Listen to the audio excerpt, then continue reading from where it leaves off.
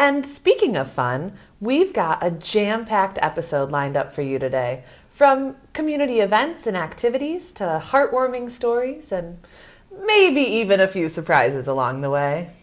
And of course, we'll be keeping you up to date with all the important news and announcements from right here at Freedom Village. So, grab your cup of joe, settle in, and get ready to start your week the Freedom Village way. Stick around, folks. The Monday morning show starts right now.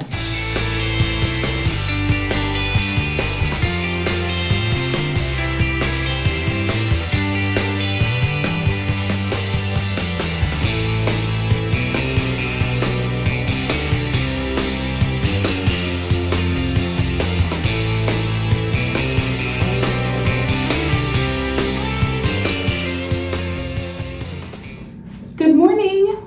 Welcome back. I am thrilled to be here with you this week.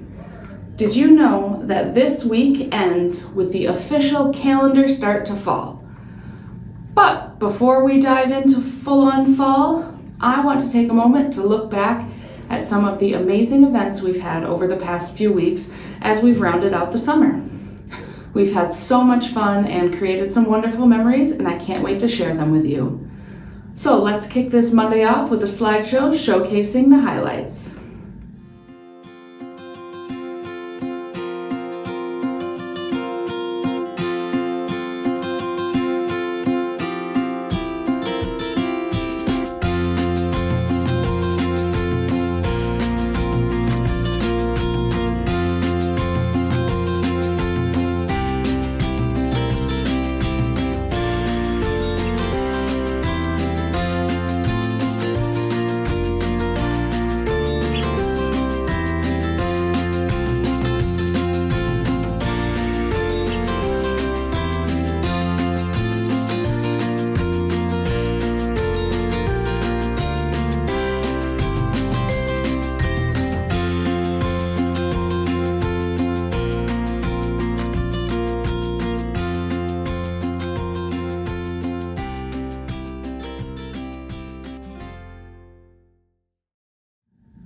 That was fantastic. It's always so great to see everyone enjoying themselves and making the most of our events. Now, let's get into what's coming up this week. Starting off today, we have our final Beach Walk and Captain Sunday event of the year, and this one's going to be just a little bit different. The bus will leave at 7:15 p.m. tonight, and we're going to stay late to catch the sunset. It's the perfect way to end the season, so be sure to join us for this special evening. On Tuesday, we are heading to Zealand for dinner, and we are going to dine at the recently reopened public restaurant. We'll be leaving Freedom Village at 4:40 p.m. Be sure to sign up on Touchtown to attend, and it'll be a great time to enjoy some delicious food and great company. Midweek on Wednesday, we have our monthly wellness event. This month features urologist David Traver. This month's program will cover urological issues and treatment options as we age. It's a valuable opportunity to learn more about maintaining your health. Be sure to join us at 1:30 p.m. in the auditorium. As I mentioned earlier, this is the very last official week of summer, which means we need to squeeze one more s'mores night in. So Thursday at 6:30 p.m. in the backyard is it. As we transition from summer to fall, it's the perfect time to gather around the fire, enjoy some s'mores, and make some new memories with friends and neighbors. And if it's a little fall chilly in the air, we'll gather around that fire even tighter. Finally, on Saturday, we are touring the Campbell Complex at 12:30 p.m. This is a rare opportunity to see the facility before it's retired. So, be sure to sign up in community apps if you're interested. And don't forget, if you're going, you need to bring your ID and your safety gear. Now for something very exciting this week. We are continuing our Education Today panel with part 2, led by Mary Toppin-Palma, and hearing from Bruce Heckman, Lynn Williams, and Jerry Van Weingarten. They'll share their experiences as administrators and educators, and discuss how the education system has evolved since their time in the field. This is a panel you won't want to miss. What do you see as the greatest changes? Technology, curriculum, if you want to get into the libraries and what's allowed as books, whatever. I'll just leave that up to you. Well, obviously, technology, right? And there are some pluses to that, I think. Computers and laptops have made some things a whole lot easier. You no longer, as an English teacher, I used to have to try to read kids' handwriting. I got pretty good at it, but now you can do all that digitally, right? And so there's a convenience factor there, and PowerPoint slides and so on have made things a little more interesting. But and it has helped when school's not in session. So snow days, it used to be the kids didn't have anything to do. Well, now, they've all got a laptop and they can continue, theoretically, they can continue to work at home because they can have conversations with their teachers virtually. And that was especially helpful, I think, during the COVID epidemic in schools that had that system and where teachers were trained. Where that didn't happen, it was just a lost year for a lot of kids, I'm afraid. The downside, of course, has been social media use in schools, and it's just been kind of interesting to see how more and more school systems are enforcing a ban on cell phones in their schools. And I tend to agree with that policy. I think it's a huge distraction. It has led to new forms of bullying, especially at the middle school level. And when you see kids in fourth and third grade and walking around with expensive cell phones, you've got all of the complications that go with that. And I think that's been a huge distraction and a challenge for teachers and principals to have to deal with that wasn't a problem for us before all this stuff came about.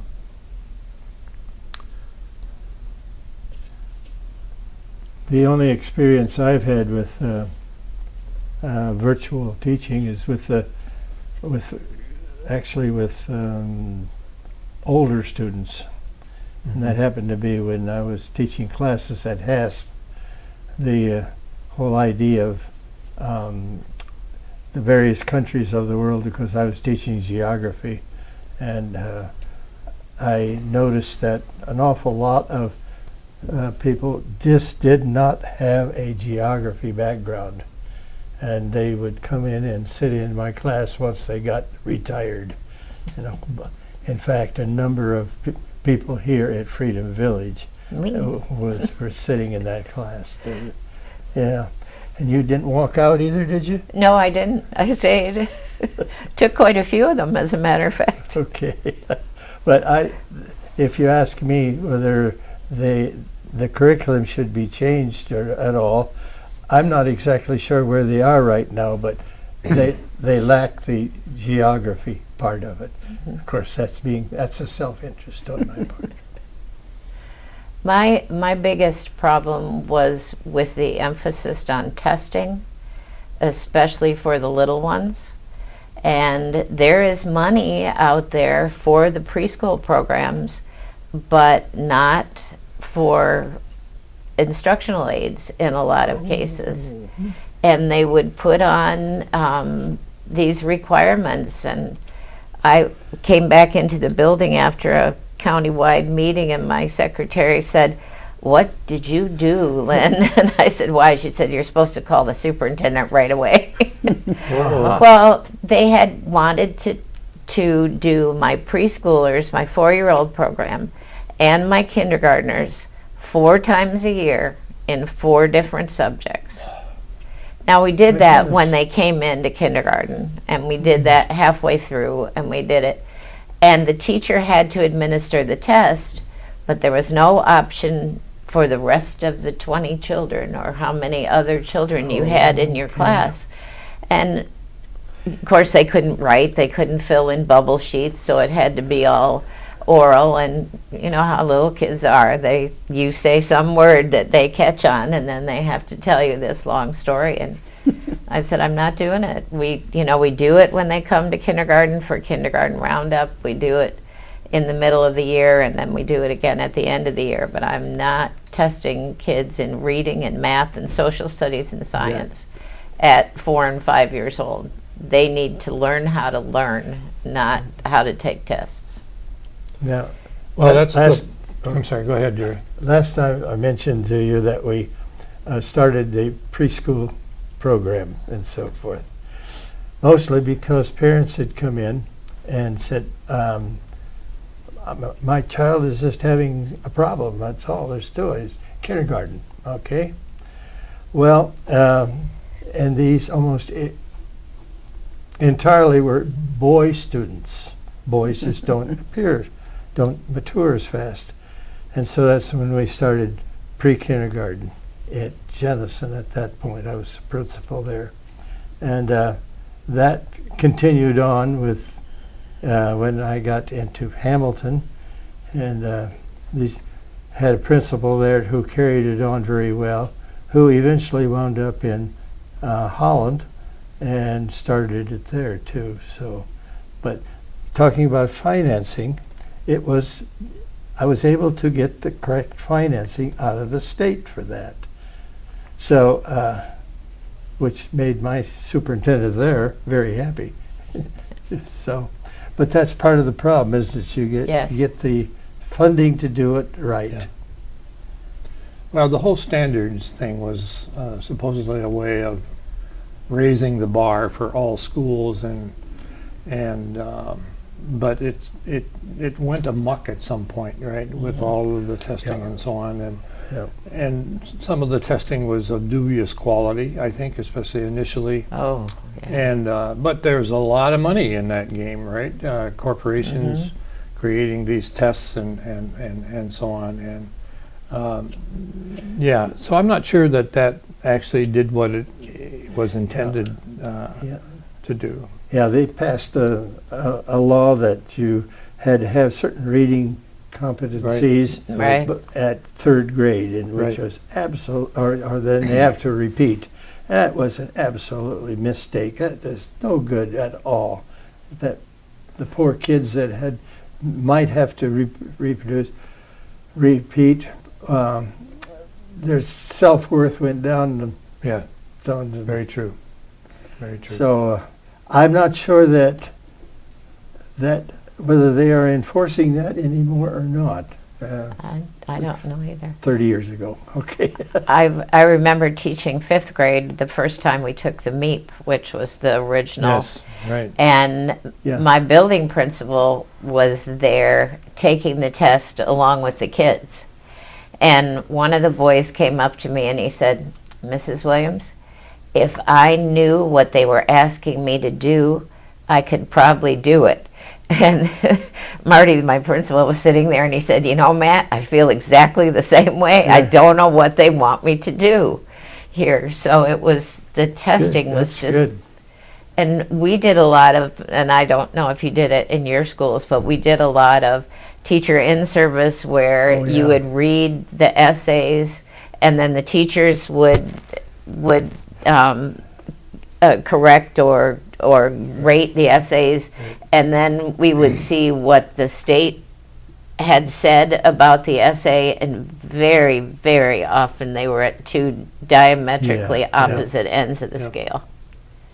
Legislators that shouldn't be talking education. That's right. That's right. I don't know if have any of you known anyone in education who is in favor of all the testing. I would think that was my biggest complaint, and in some instances we were even encouraged to teach to the test. To teach the test, and that's just not good teaching. It is not. No. But the temptation is there if your funding is on the line, if your school's reputation is on the line. Exactly. That's right. And you get pressure from above to do that. Mary, you had mentioned the issue of books and libraries and so on. That's a really old issue. I was an English teacher when I first started and got in trouble for handing out books to kids to read, that I thought was suitable for them and their parents didn't. But that the voices have gotten louder and meaner and shriller, I think, in the last 3 or 4 years, as the culture wars, which have always been there to some degree, You've always had parents who are more conservative and parents who weren't, and it's been around as long as there's been schools, I think. But more recently, it's gotten harder. And yeah, I think one of the changes I've seen that I don't like recently, I think, is the kind of divorce between parents and schools and the kind of power struggles I see where a group of parents will try to get certain people elected to the school board so they can sanitize the curriculum and so on. A lot of that's gone down in Florida, but other places as well. Mm-hmm. And kids thrive best when there's a close partnership between the school, especially the teachers and the parents, when they work together. And that's getting harder and harder. Parents are struggling, a lot of them, and that's a challenge. And so schools more and more are taking on the role of parenting, right? They're providing more and more meals to kids. That's right. And mental health things, and kids come to school with a lot more anxiety, I think, and a lot less joy than they used to. And that's a huge social and cultural problem that needs to be addressed, and it isn't just schools that need to fix that problem. There are bigger issues to be dealt with here. Right. Now, Mary, you've been asking us these questions. What was your experience in some of these things? I don't have time, Jerry. That has to be another program. I wanted to put you on the spot. I think a big problem was the testing. Yeah. And I guess I'm glad I don't have to face some of those problems now. If I were instructed, you can't, classroom libraries, I was mostly 5th grade. Yeah. If I had to sanitize, for lack of a better word, my school, my room library, that would have been a real struggle. And as administrators, how do you deal with, like Lynn, who refused to go along with those rules that didn't make any, that you just so strongly disagree with? Yeah. What was the rest of that story, Lynn? Did you keep your job? Yes, I did. Okay. That's good. Yeah. I had to be quiet for a couple of weeks and not say anything anymore. Yeah. They didn't want it to spread, did they? No, but all the other principals in the district knew it. But I think it was my unique position that I had all little kids, and that made a difference. Yeah. But and they said, well, your school is going to get graded on what the 3rd grade children do, and so then I had to get after the 3rd grade principal and say, now, Scott. Okay. But yeah, it is, and Bruce, you're absolutely right about the divide between schools and the children and the parents, and a lot of and I've had parents tell me that they had bad experiences in school. Yes. And so it was very hard for them to be upbeat and happy about what their children were doing and to be encouraging because of their bad experiences in school. So it's a long story that goes from way back. And I think the emphasis on testing, you mentioned the little ones, but it created a great deal of anxiety in many of the students too. And as Bruce was alluding to, taking the joy out of learning, being in school and having the opportunities we had to do things like letting them chew gum on the days that you took the meat test, because that was a little, it'll make you feel better. Your jaw's working. You go this way, A small so I mean, reward. just that's it. So anything that you could come up with that would take that anxiety out of the. Now remember, children all over the state of Michigan are taking this test today. So. Were the teachers allowed to chew gum on those days too? Absolutely. Yeah, I hope so. So the changes in curriculum, I think many of us, even when I was teaching, which was many years ago, we were increasingly responsible for so many things, and learning geography is very important, but It it's is. just, to be Always one more have thing, a broad right? range, Yep. and at the same time, hopefully you're emphasizing learning as a wonderful thing and finding joy in that, and the socialization Yes. Yeah, that's bigger. I think that is so key. Yeah. Absolutely. There are two developments, I think, in recent years in education that I applaud. One is called project-based learning, Yeah. where kids tackle a real-world problem and work together to try to solve it. I think that's a wonderful way for kids to learn to work together and also do the research and wrestle with real-world problems, and then to be able to present those to parents and their classmates. And the other one is the sort of forest school movement that's taking hold in a lot of places, where especially very young children spend a whole lot of time outdoors. Outside. A good part of their day is spent Yeah. outdoors, and I think that's especially been good for some of those young boys that you mentioned, right, who aren't ready to sit still in a classroom so quickly. But there are some young girls who thrive in that environment too. We have a good friend of ours who have a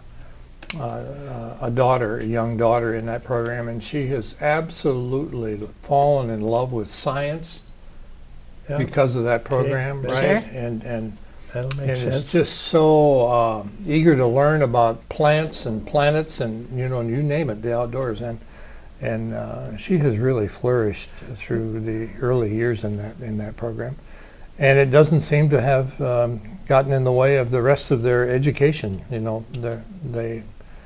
They communicate well, they write well, they do all the things that you would expect kids to be able to do. So those innovations, I think, have made schooling a lot more fun, especially for some kids who really need that outlet. I think when you were talking too about the project-based learning, I think, we used to teach reading as reading, Yeah, and math all in as math, isolation, right? and all this. Yeah. And now we're taking reading and bringing in math and social studies and all Yes. of those things. Right. And that, it helps the kids see how everything is connected. Yeah, they make the connections. And they right? do, and working together. When I was in school, I don't ever remember working with anybody else, because if you were working with somebody else, you were cheating. And talking. And yes, and talking. But now working with other people, getting differences of opinion, learning how to solve those problems. If in your small group one child wants this and the other one wants that, how do we figure out so that this group can continue? Because they have to present their projects. So I think those are wonderful things for education now. And I think, talking about the outdoor education, I think we're very fortunate in this area yes. that there's an emphasis and opportunities for. Yes. And a partnership with the Outdoor Discovery Center. Yes, Right. yes. Right. Who has been just amazing in supporting these programs and even the very early preschool programs, right? Yes. The Outdoor Discovery Center is Right. starting all over the place. Wonderful. What an insightful discussion. A huge thank you to Mary, Bruce, Lynn, and Jerry for sharing your experiences and perspectives with us. We truly appreciate your time and hope to have you back in the future for another Education Today segment. And folks, that wraps up our show for today. I hope you're excited about all of the upcoming events and enjoyed our panel discussion. Have a fantastic week ahead, and until next week, I'm Ashley, and this has been Monday Morning. We'll see you next week. Bye.